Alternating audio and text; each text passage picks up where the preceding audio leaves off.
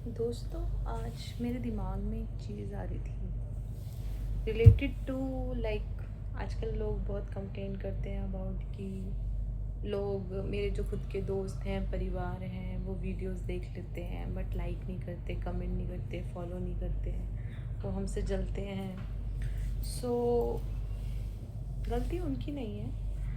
Actually क्या है, आजकल जो दुनिया है वो एक्चुअली क्या है, वो बहुत ज़्यादा इंस्पायर, उनके पास ऐसा, वो अपनी लाइफ में डे टू डे लाइफ में बिज़ी रहते हैं और कहीं ना कहीं अगर वो चाहते भी, आपको एडमायर करते भी हैं, तो एक्चुअली क्या होता है, उनको जो लगता है कि उनके दिल में ये होता है कि यार ये तो कितना अच्छा कर रहे हैं, हम तो कुछ कर नहीं पा रहे गृहस्थ में रहकर। अगर जो भी उसका एक्स वाई जेड है, जो भी कारण है, वो उस कारण को लेके वो डूब जाते हैं। और कहीं ना कहीं वो जो नेगेटिविटी उनके अंदर है ना, वो उनको क्लिक नहीं करने देती, वो उनको किसी को एडमायर नहीं करने देती।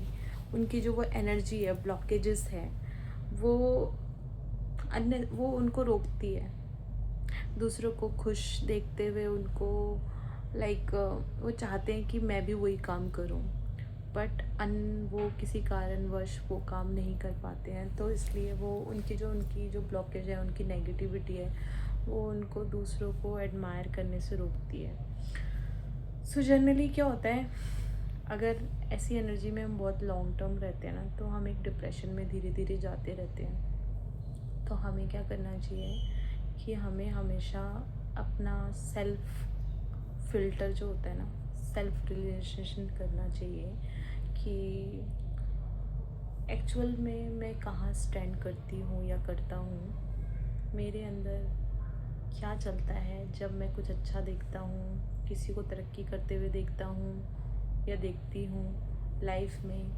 तो उस टाइम पे मेरे दिमाग में क्या चलता है, या मैं खुद, मेरे दिमाग में 24 घंटे खुद को ऑब्ज़र्व करो कि आपके दिमाग में ज़्यादा नेगेटिविटी चलती है या पॉजिटिविटी चलती है। तो जब आप सेल्फ रियलाइजेशन करोगे ना, जब अपने थॉट्स को आप फिल्टर करना स्टार्ट करोगे कि मेरे दिमाग में ज़्यादातर क्या चलता है, तो आपको पता चलेगा कि आपके अंदर जो फ्रस्ट्रेशन है, एग्रेशन है, और जितनी भी चीज़ें नेगेटिविटी आ रही है, ये कहाँ से आ रही है। उसको सोचो, थोड़ी देर बैठो, देखो अपने थॉट्स को, अपने विचार को, कि आपको पर्टिकुलर किसी को देख के ट्रिगर होता है वो गुस्सा, वो एनर्जी जो गुस्से वाली है, जिसको देख के चिढ़ मचती है, तो आप उसको देखो और सोचो कि ऐसा मेरे साथ क्यों होता है, क्यों नहीं मैं लाइक गिविंग स्टेट में हूँ, क्यों मुझे रिसीविंग स्टेट चाहिए, क्यों मैं सिर्फ मांगता रहता हूँ, क्यों मैं चाहता हूँ कि हर कोई आके मुझे एडमायर करे। सो जब ये एनर्जी हम देखते हैं कि हम हमेशा मांगते रहते हैं, और देने के टाइम जब हमें किसी को देना होता है, तो हमें हमारी एनर्जी आती है कि ये खुद क्यों नहीं कमा लेता है, ये खुद क्यों नहीं कमा लेती है, हम क्यों दे किसी को कुछ। तो ये एनर्जी जो होती है ना, ये एनर्जी बहुत बैड एनर्जीज होती हैं। अगर आपको अपने चक्रास को, 7 चक्रास को हील करना है ना, तो आपको पहले अच्छे भाव लेके आने पड़ेंगे। आपको स्पिरिचुअल जर्नी भी it's like a learning stage. तो क्या होता है कि जब अम, आप लर्निंग स्टेज पे होते हो, तो आपको देखना पड़ता है, पहले खुद का सेल्फ रिलेशन करना है कि मेरे अंदर जो विचार चलते हैं वो किस तरह के चलते हैं। फिर उसके बाद उसको ओवरकम करने के लिए आपको ऐसे अपने आप को ऐसे इन्वायरमेंट में, ऐसी चीज़ों में डालना पड़ेगा जो आपकी इनर सोल आपको पुश करती है। कुछ लोग होते हैं कि बहुत मटेरियलिस्टिक होते हैं, स्पिरिचुअल भी होते हैं, तो उन्हें बाहर भी मज़ा आता है, उन्हें जब वो स्पिरिचुअल में होते हैं तो भी वो इन्जॉय करते हैं। कुछ भी ना एकदम चुटकियों में नहीं होता है, धीरे धीरे ट्रांजेक्शन होता है लाइफ में इंसान का। तो ऐसा है, जैसे मेरी वीडियोस देख लो, आप मेरे को देख लो, ठीक है, मैं हर तरह से like I enjoy my self, मैं हर चीज़ इन्जॉय करती हूँ। आप मुझे देखोगे तो आप कहोगे नहीं कि मैं स्पिरिचुअल हूँ क्योंकि मैं हर तरह की कॉमेडी करती हूँ, मैं डांस वीडियोस बनाती हूँ, मैं हर तरह का कंटेंट बनाती हूँ, मैं स्पिरिचुअल बातें भी करती हूँ, क्योंकि मुझे कहीं ना एकदम से पैदा होते ही कोई भी स्पिरिचुअल नहीं हो जाता। बहुत कम लोग होते हैं जिनके पुराने जो कर्म होते हैं बहुत अच्छे होते हैं और वो कैरी फॉरवर्ड होके आते हैं और वो स्टार्टिंग से ही अपनी जर्नी में लग जाते हैं, अपने लक्ष्य में लग जाते हैं। सो मेरे साथ तो ये हुआ है ट्रांसफॉर्मेशन कि धीरे धीरे स्पिरिचुअली मैं इस चीज़ में आई हूँ। पहले मुझे लाइक बिल्कुल पसंद, मतलब मैं चाहती थी तो भी मुझे ना बहुत बोरिंग लगता था ये पूजा पाठ, मंदिर जाना और ये सब करना। मुझे ज़्यादातर बाहर, अगर एक दिन भी है तो मुझे बाहर घूमना पसंद था। धीरे धीरे लाइफ के लेसन्स आए, बहुत स्ट्रगल किए हर चीज़ में, रिलेशनशिप में, जॉब्स में, अपने बिजनेस में, हर चीज़ में, हर एक्सपेक्ट जितने भी आप सोच सकते हो, ठीक है।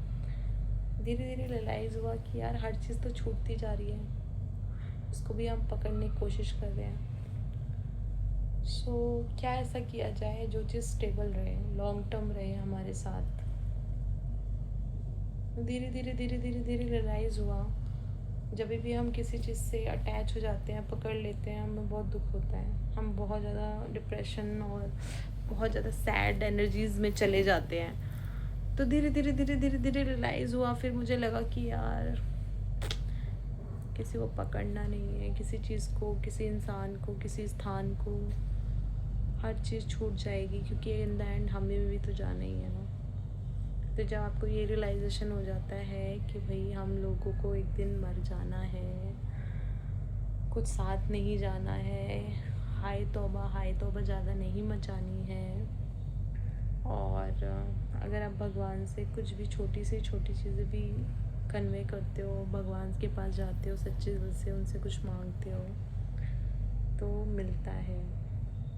आपने शुरू से अपने, जब हम छोटे होते हैं तो हमारे पेरेंट्स भी हमें यही सिखाते हैं ना, मंदिर ले जाते हैं, आप यहाँ पे ये चुनरी बांधोगे, धागा बांधोगे तो ये वाला मंदिर जो है, वो वाला मंदिर जो है आपकी सारी मनोकामना पूरी करेगा। तो बचपन से हमारे जो रूट्स हैं हमें यही समझाया, being a spiritual, being a मतलब हिंदू, और लाइक मैं तो पंडित फैमिली से हूँ तो मुझे तो शुरू से यही पूजा पाठ देखा है मैंने। तो मैं ज़्यादा ही फिर पहले नहीं थी, बट हाँ अब धीरे धीरे उस चीज़ में ही जा रही हूँ। पहले मेरे जो दादाजी थे अब तो नहीं रहे, बट हाँ वो बहुत, उनका जो मुंह से कुछ भी निकलता था वो सिर्फ राम राम राम राम राम राम राम राम करते रहते थे। 5-4 बजे उठ जाते थे, अपना भौतिक जीवन भी करते थे, स्पिरिचुअल जीवन भी बहुत अच्छे से लेके जाते थे। सुबह 4 बजे उठ जाते थे, सेंटर पे जाते थे क्योंकि हमारा न्यूज़ एडिटिंग का काम था, न्यूज़ डिस्ट्रीब्यूशन का। तो मेरे दादाजी पूरा डिस्ट्रीब्यूशन जाते थे, करते थे, साथ में मेरी 90% फैमिली उसी चीज़ में है। अब तो वो काम ऑलमोस्ट बंद हो गया। तो जब वो बताते थे कि जब वो आए थे दिल्ली तो बहुत ही, आई थिंक बहुत कम पैसे लेके आए थे, मुझे एग्जैक्टली याद नहीं है। तो उस टाइम पे ना उन्होंने मुंशी किसी के अंडर काम किया था एज अ लाइक अकाउंटेंट, मुंशीगिरी जो होती है। धीरे धीरे भगवान का साथ मिला उनको, भगवान का नाम जाप करते रहे। मुझे नहीं पता कि उनकी जर्नी कब स्टार्ट हुई, बट हाँ वो बहुत ज़्यादा भक्त थे, बहुत ज़्यादा नाम जाप करते थे और बहुत ज़्यादा, मतलब गोवर्धन परिक्रमा लगाने जाते थे, महीने की कम से कम 2-3 बार तो जाते थे। हर महीना तो उनका वो था, वो थे अच्छे खासे उम्र के थे, 80 साल हो गई होगी उनकी उम्र ऑलमोस्ट। मतलब वो इतने एक्टिव थे ना, बहुत ज़्यादा एक्टिव थे, और बहुत ही उनकी जो सोल थी वो बहुत प्योर सोल थी। लाइक वो कभी किसी को दुखी नहीं देखते थे। वो किसी, कोई भी उनसे पैसे मांगने आता था वो उनको दे देते थे जितने भी उनको चाहिए होते थे। कभी उन्होंने पैसों के लिए, मुझे नहीं लगता कि उनको कभी स्ट्रगल करना पड़ा। तो हाँ मैं यहाँ थी कि वो आए थे गांव से, तो पता है बताते थे, कुछ याद नहीं एग्जैक्टली, बहुत ही छोटी सी फिगर थी। फिर उन्होंने धीरे धीरे अपना काम स्टार्ट किया, दूध का काम स्टार्ट किया, फिर न्यूज़पेपर का काम स्टार्ट किया, धीरे धीरे बढ़ता गया, इतना बड़ा कि उन्होंने दिल्ली जैसी जगह में कम से कम 5 बड़े घर खरीदे जड़ से, लाइक ज़मीन खरीदी, फ्लैट बनाया, या फिर डायरेक्टली फ्लैट खरीदा। इवन बहुत अच्छी अच्छी जगह पे हमारे घर हैं दिल्ली में। और मेरी साथ साथ में मेरी जो दादी थी वो बहुत गुस्से वाली थी, बट हाँ उनका भी पूजा पाठ में बहुत ध्यान रहता था। वो सुबह सुबह उठ के सफाई करके पूजा करने निकल जाती थी मंदिर में, खूब पूजा करती थी वो भी। मैं भी छोटी छोटी थी तो देखती थी उनको, मैं भी जाती थी उनके साथ मंदिर। तो मैंने अपनी लाइफ में बस यही देखा है कि मेरे जो दादाजी थे वो बहुत ज़्यादा पूजा पाठ, भगवान जी को नाम जाप, ज़्यादा नाम जाप करते थे। नाम जाप से उनके मतलब बहुत सही था, उनका ऑरा बहुत चमकदार था, गोल्डन ऑरा कहते हैं ना, उस टाइप का था। शांत रहते थे, अच्छे थे बहुत। अभी भी सपने में आते हैं कभी कभी मेरे। और इसी चीज़ से मुझे जो इंस्पिरेशन मिली वो कहीं ना कहीं मेरे दादाजी ने मुझे ट्रांसफ़र की, अपनी जो उनकी जो साधनाएं थी। फिर वो धीरे धीरे मेरे अंदर आई, मैं धीरे धीरे मूव हो गई स्पिरिचुअल लाइफ में। मुझे अच्छा लगने लग गया भगवान के पास जाना, उनके साथ बात करना, उनको नाम जाप करना। बस यही है, छोटी सी लाइफ का स्ट्रगल जो था वो नाम जाप में बदला। नाम जाप ने ऐसी ज़िंदगी को ट्रांसफॉर्म किया कि हर चीज़ से मतलब कोई डर ही नहीं है जीवन में। कुछ हो या ना हो, पता है कि सब अच्छा ही होगा। अपने आप ही चीज़ें बन गई, कभी किसी चीज़ की कमी नहीं महसूस होती। सब कुछ दिया है माता रानी ने और दे रही हैं, आगे भी देखना, आप देखना मेरी जर्नी, माता रानी मुझे और क्या क्या देंगी। तो इसलिए मैं बता रही हूँ, आप चीज़ों पे बहुत ज़्यादा स्ट्रेस डालना, बहुत ज़्यादा स्ट्रेस लेना, चाहे वो रिलेशनशिप हो, चाहे करियर हो, चाहे कुछ भी हो, जहाँ पे आपने बहुत ज़्यादा प्रेशर डाला ना वहाँ आप ख़त्म। क्योंकि प्रेशर लेके आप बहुत लॉन्ग टर्म नहीं चल सकते हो, आपको इजी चलना पड़ेगा। इजी चलना आसान भी नहीं है, बट हाँ स्ट्रगल तो है, बट हाँ शांति है लाइफ में। एंड देन शांति चाहिए, पैसा चाहिए, सब कुछ चाहिए। तो बस ये है कि जब भी आप अपनी साधना स्टार्ट करो तो आप जो भी आपके, जिसको भी आप मानते हो दिल से, जिससे अटैचमेंट है, उनसे हमेशा प्रार्थना करो कि हे प्रभु, हे माता रानी, मैं ये इस चीज़ में फंसा हुआ हूँ, इस चीज़ में फंसी हुई हूँ, मुझे इस चीज़ से निकालें और अपनी भक्ति प्रदान करें और मुझे इस काबिल बनाएं कि मैं अपने परिवार का और सबका, समाज का भला करूं। मैं लेना नहीं देना सीखूं और लाइफ में हमेशा खुश रहूं और साथ में सबको खुश रखूं। और